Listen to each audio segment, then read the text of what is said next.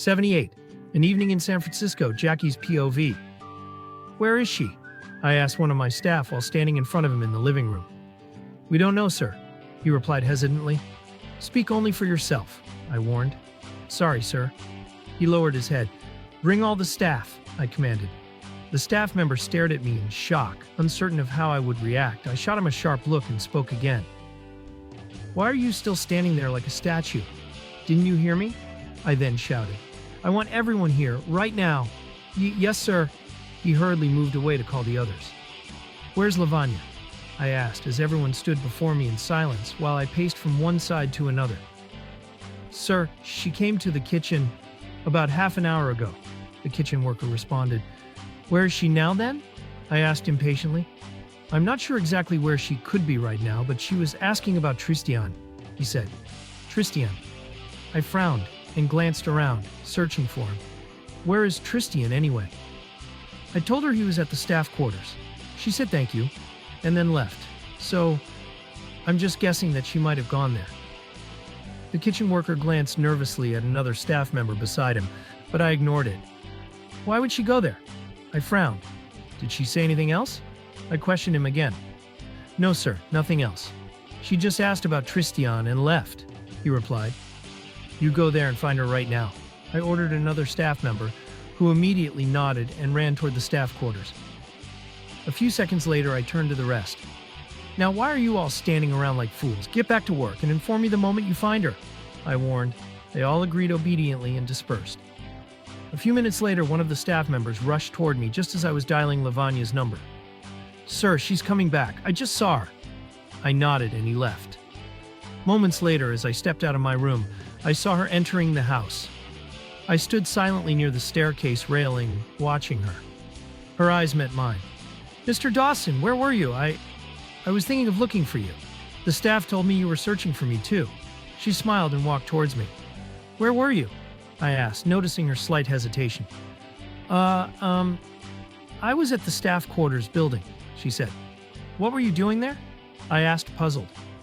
Instead of answering, she simply stared at me with an intensity that left me momentarily speechless. Her lips were slightly parted, a faint smile playing on them. What is that supposed to mean? I asked, feeling uncharacteristically self-conscious under her gaze. She didn't reply, only smiled wider. The way she was looking at me, despite standing 2 feet away, was strangely unsettling. What is that look? I stammered. Nothing, she whispered loudly, sending an unexpected shiver down my spine. Believe me, it's unfathomable. It's out of this world when a shy Indian girl makes you feel like that. Unbloody imaginable. Suddenly, she snapped her fingers in front of my eyes, pulling me out of my trance. Yes, yeah, I stammered, blinking rapidly. Come back to Earth, sir, she smirked. What? She smirked. She actually smirked. Was I imagining things, or did she really do that? Did I just not see the curve of her lips clearly? Without saying another word, she walked past me and went into her room. I couldn't even move to stop her. I was frozen to the spot for no bloody reason. What the hell just happened to me? What did she do? Did she cast some sort of spell on me? Oh, stop it. Move and go after her, my inner voice commanded. Hey, Lavanya. I finally snapped out of it and rushed towards her room. Love, where are you? I called when I didn't see her inside. I'm in the washroom. Her voice came from behind the closed bathroom door. I was asking. I tried to remember. What the hell was I asking? Yes, she prompted. I came here for something, didn't I? Shit. How could I forget so soon? What happened? Are you still there? She asked. Oh yeah, I am. I was asking. Bloody Dawson, remember what you were asking. Do you have any idea that you run an international brand? How can you act so stupid in front of your girl? I'm still waiting, Mr. Dawson, she teased. Yeah, I was just asking. How are you feeling here? I blurted out. What? Even I was surprised by my own question. Great, she answered. Thank God. I chuckled nervously, my voice coming out a little louder than I intended. What? She sounded confused. Did I say something? I asked. I don't know, did you? She replied playfully. No, I'll go now. I turned to leave, but then, shit. I suddenly remembered why I'd been looking for Lavanya in the first place. I stopped in my tracks, turned around, and asked, I forgot to ask you something else. Would you like to go out with me this evening? A few seconds later, the door opened and she stepped out. She leaned against the door frame, crossing her arms over her chest, and smiled. Sure. She sounded different. Yeah, get ready by 5, I said, exhaling nervously, before hurrying out of her room.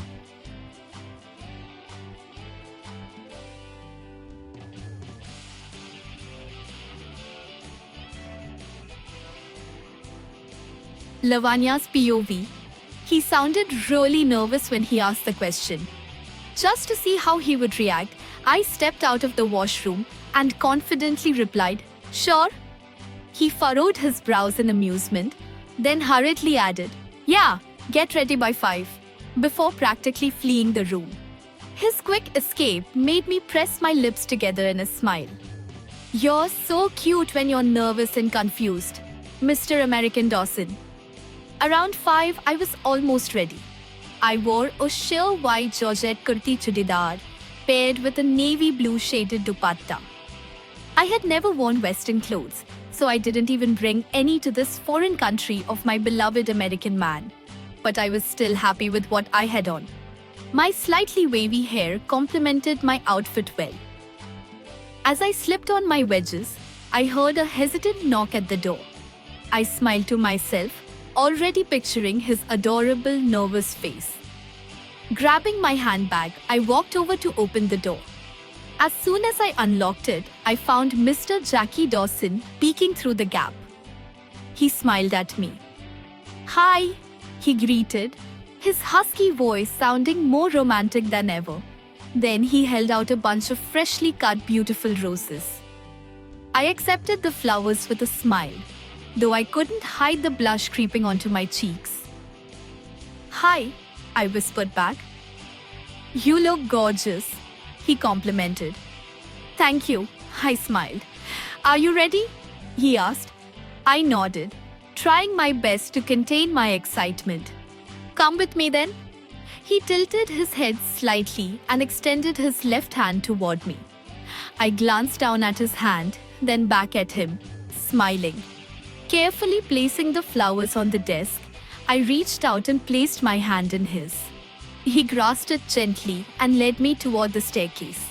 We descended slowly, step by step. My gaze remained fixed on him, and he never once let go of my hand. We didn't care who was watching, but I did notice a few staff members here and there, their eyes following us as if they were watching a scene from a film. I had never wished or dreamed of being a princess. My father had always made me feel like one. But today, as Mr. Dawson held my hand and guided me down the stairs, I felt like a queen. One of the staff members opened the doors for us and bowed as we stepped outside the mansion. The moment my feet touched the steps, I noticed rose petals scattered all over them. I turned to him, wide-eyed with surprise. He simply shrugged stylishly as if it were nothing. That effortless gesture stole my heart completely. At the bottom of the steps, a sleek black vintage car rolled to a stop right in front of us. John, the driver, stepped out and opened the backseat door. Mr. Dawson guided me toward the car, then gestured for John to return to his seat.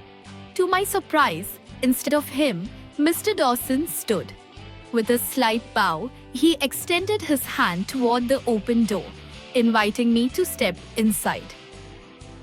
It was then that I truly noticed how incredibly handsome he looked tonight. He wore a satin black party shirt paired with a navy blue dinner jacket, matching trousers, and a black bow tie. I had never studied a man's posture so closely before, but tonight he truly looked like a royal gentleman. The sharp contours of his jawline, cheekbones, and chin stood out in perfect harmony. For the first time in my life, I found myself truly craving a man. I had already fallen for his childlike charm, his sweet and endearing demands, and the way his love and respect for me deepened with each passing day. But tonight, I saw something else. A charismatic, enchanting man, the kind a girl hears about in fairy tales. A Prince Charming. I stepped into the car and he followed, settling beside me. The interior was exquisitely designed, sophisticated, elegant, and unbelievably comfortable. "Shall we go?" Mr. Dawson asked. I nodded, still lost in the romantic atmosphere he had created. "We're all set to leave, right?" he asked John, glancing through the rear window. John nodded obediently. "Then what are we waiting for?" he mused, looking at me as if directing the question to no one in particular. I was already mesmerized by his presence, and those romantic glances were making it harder and harder to think clearly. To avoid his gaze, I turned my eyes toward the road. Looking at him any longer felt dangerous. Each second pulled me deeper under his spell. "You look absolutely stunning in this color, love," he whispered into my ear. A shiver ran down my spine, and I winced slightly, unable to suppress the effect his voice had on me. "Oh God, what is he doing? Please keep your distance, Mr. Handsome Dawson. Do not come any closer, or I swear I'll die right here from these uncontrollable shivers." It wasn't even that cold, yet his whisper sent a freezing sensation through my entire body, as if I was standing in the middle of Antarctica, the icy wind cutting against my skin. "I love you," he whispered again. "Oh my God, that's not fair. Someone help me, please. Aren't you going to say anything?" His voice suddenly returned to its normal volume. What should I say?" I stammered. "A reply to my words, at least," he said expectantly. "Like?" I asked, confused. "Like, I love you too, or I love you more. Something along those lines," he reminded me. Oh, sorry, I forgot. I was just busy not looking at me or busy staring at the road," he finished for me, his tone carrying a hint of displeasure. "Oh no, I'm sorry. So sorry, sir. I was just trying to distract myself," I explained honestly. "From me?" he asked, looking genuinely shocked. "Yes," I blurted out, only to immediately regret it when I saw his expression. No, I mean, not from you. Just from your… He waited, clearly eager for me to finish my sentence. "From," he prompted. "From your hypnotic charm," I confessed. "Oh, really?" he smirked. "Stupid, attractive monster." His smirk made my face burn with embarrassment. "I'm already yours, love. 100%, I swear," he declared. "You're completely free to use me however and as much as you like, but for a good start, you could just give me a kiss." He whispered those last words while pouting his lips at me. I swallowed hard at his audacious demand and quickly looked away, avoiding his gaze altogether. A few minutes later, John pulled up in front of a beautifully decorated restaurant. Its glass walls allowed a full view of the elegant interior, where soft, warm yellow lights hung from the ceiling, creating an inviting and cozy atmosphere. "After you, Mom," Mr. Dawson said, stepping aside as the restaurant's guard opened the door for us. As I walked in, my eyes landed on a board near the entrance. My name was written on it. "Welcome to Mr. Jackie Dawson's favorite restaurant in San Francisco, Miss Lavanya Velma. We are happy to serve you the best." I glanced at the restaurant staff, who all smiled warmly at us. Then I turned to Mr. Dawson, who stood beside me, returning my gaze with a sweet smile. "They know you," I remarked. He shrugged. "Of course. I come here very often. James loves this place too. They serve excellent food, and I personally enjoy the ambiance.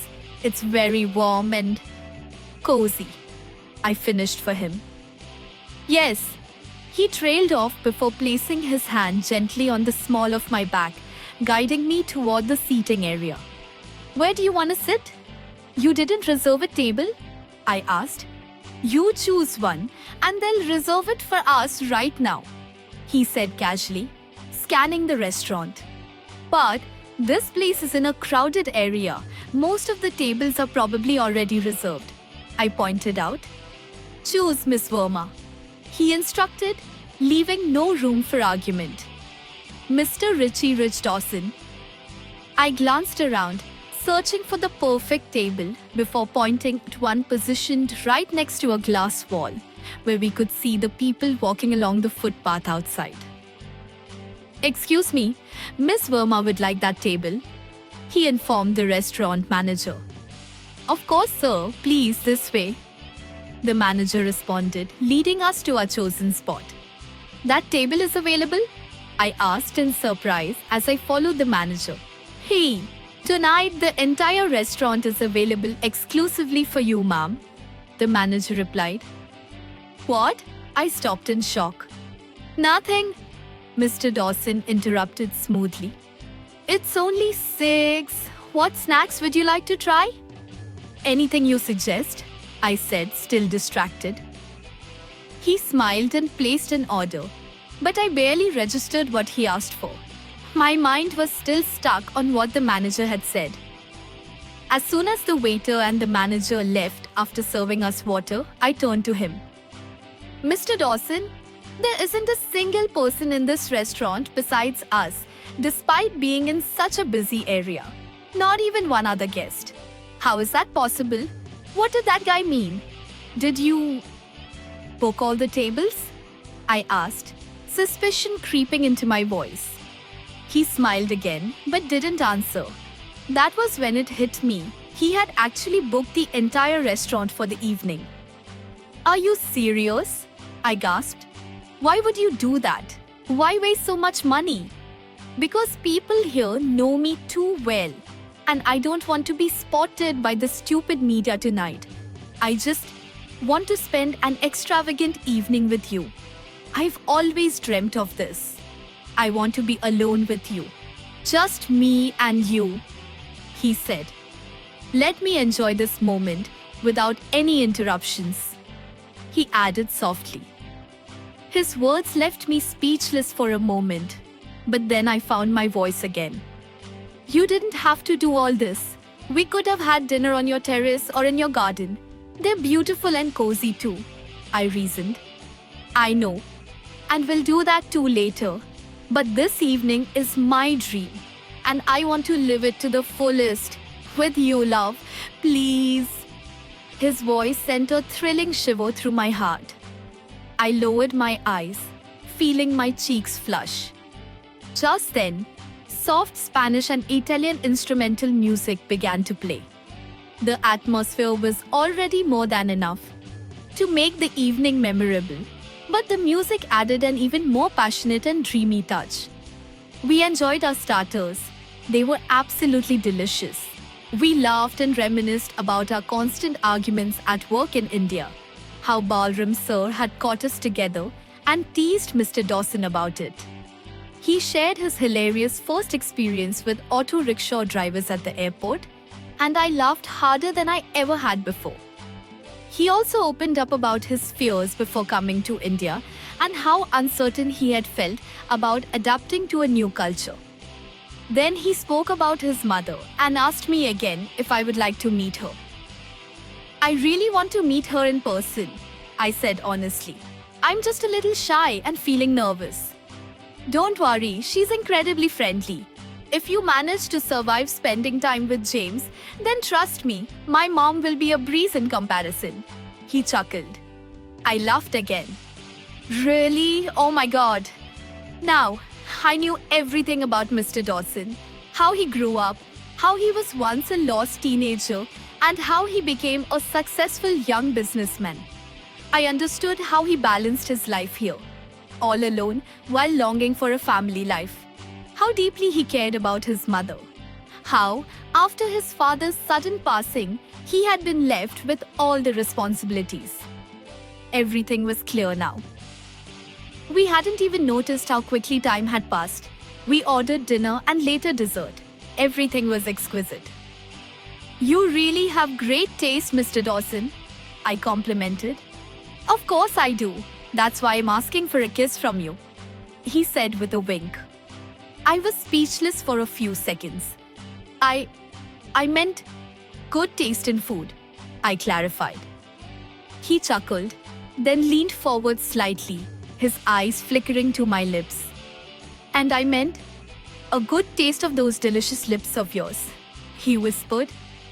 I had no idea what to say or how to react. The way he was demanding something so difficult for me to give left me flustered. Mr. Dawson? Yeah, he interrupted. You are very, very, naughty, I stammered. I know that, and I proudly accept it, he smirked. I couldn't help but smile too, seeing him so carefree and happy again. Would you like anything else, sir, ma'am? The restaurant manager asked as he approached our table. Do you want anything? Mr. Dawson turned to me. I shook my head. No, I'm completely full. I couldn't even eat a candy right now, thank you. I laughed, glancing at the manager. Turn up the music. Miss Verma would like to dance with me, Mr. Dawson said, gesturing towards me. What? My polite smile vanished in an instant. When did I say that? I frowned. I can read your mind, darling, he winked, making me feel even more awkward. I blinked nervously. But, no buts, we're dancing. He cut me off. Sure, sir. Enjoy your evening, the manager said before leaving us alone. A few seconds later, the music volume increased. Without another word, Mr. Dawson stood up and extended his hand toward me. Of course, we had danced happily in the rain before, but the first time I danced with him in a hall, he had made me cry. The memory of our first evening together at his welcome party in India flashed in my mind. Noticing my hesitation, his expression softened. Don't worry, I won't hurt you this time, love. Trust me, he reassured me. His words surprised me, and I suddenly felt guilty for my thoughts. No, I whispered. Come, he whispered back, his voice gentle and inviting. I placed my hand in his, and he slowly pulled me towards the center of the restaurant's live performance stage. Tonight, there were no performers. Mr. Dawson had ensured the entire place remained private for us. He placed his left hand on the small of my back, while his right hand intertwined with my fingers. My free hand rested on his broad shoulder. We were completely alone. The dim lights, the soft romantic melody, and the peaceful ambience made everything feel so real. He moved slowly, guiding me, and I followed his lead, mirroring his steps. Why are you staring so tensely at your feet? Mr. Dawson asked, giving me a "what are you doing" look. I became self-conscious. I've never done Western dancing before. I'm just trying to follow and match your movements, I admitted. This music is more of an Italian instrumental. You don't need to be perfect at dancing to dance. You just need to feel the rhythm, and your body will move naturally, he explained. Then, with a mischievous glint in his eyes, he added, and by the way, I'm just finding ways to get closer to you. These are my little tricks. Dancing is just an excuse. I swallowed hard, blinking at him nervously. To escape the awkwardness, I quickly changed the subject. The music is really good. I'm actually enjoying it, I said, avoiding his gaze. Thank God. Finally, Miss Indian Verma likes something other than Indian music, he teased with a grin. That's not true. I appreciate good things. I just avoid noise. I like melody, I defended myself. What else do you like, Miss Lavanya Verma? He asked in a seducing tone, leaning forward as if to kiss me. I gasped and instinctively pulled back. But he leaned in further, and I kept retreating. You do realize that if I take my arm away, you'll fall, right? He warned, his tone playful. You won't let me fall, I replied confidently. But you shouldn't lean forward. Very smart, he smirked. But for a change, let's not do that. He leaned in even closer and I inhaled sharply, tilting my body further back. Now, I was entirely dependent on his arms for support. What will you do now, Miss Verma? He winked, making me swallow nervously. It was an undeniably delicate situation. My mind went completely blank. My thoughts and words refused to connect. Why am I frozen? Say something, stupid girl. Before I could form a coherent sentence, he leaned in even closer. In panic, I shut my eyes, fearing I might surrender. And then suddenly, he loosened his grip. I gasped as I lost my balance, instinctively grabbing onto him. My arms encircled his neck in reflex, but before I could fully stabilize myself, he tightened his hold again. It all happened in a fraction of a second. I opened my eyes to find him chuckling. You really thought I dropped you, didn't you? He teased. By then, I was already breathing heavily. My God, look at your face. It's pale. He laughed. That was not funny at all, I protested. I know, I'm sorry. I was just teasing you, love. You almost gave me a heart attack, sir. I frowned. That almost will soon be gone when I finally bite those lips of yours, he murmured. His gaze locked onto mine. I scowled. Let go of me. You sure? He asked with a mischievous glint in his eyes. Yes, I declared confidently, only to realize too late that if he actually let go, I would fall. Oh no, don't let go, please.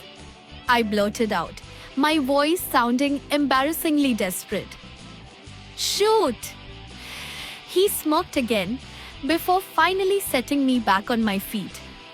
You are too cute, Miss Lovely Verma, he said before placing a soft kiss on my left cheek. I could feel my skin burning as blood rushed to my face. But that's not what I want, he whispered in my ear, sending shivers down my spine. I want a real kiss. Just then, his phone rang, making both of us jump. He answered the call without letting go of me. Why are you calling me now?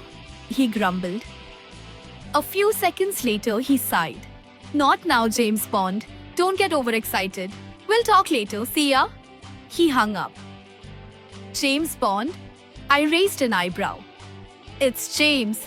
He has the perfect timing for interrupting people. Stupid, he muttered before slipping his phone back into his pocket. Now, where were we? We were now in his car heading back to Dawson Mansion. Did you enjoy this evening? He asked. Yeah, of course. I nodded with a smile. What did you like the most? He pressed. Everything, every little thing. The ambience, the food, the music, and you. Then you owe me something, love, he said casually, leaning back against the seat. What? I frowned. A return gift, he said. A return gift? Sure, whatever you want, I replied with a genuine smile. He gazed at me with seductive eyes and spoke just 2 words. A kiss?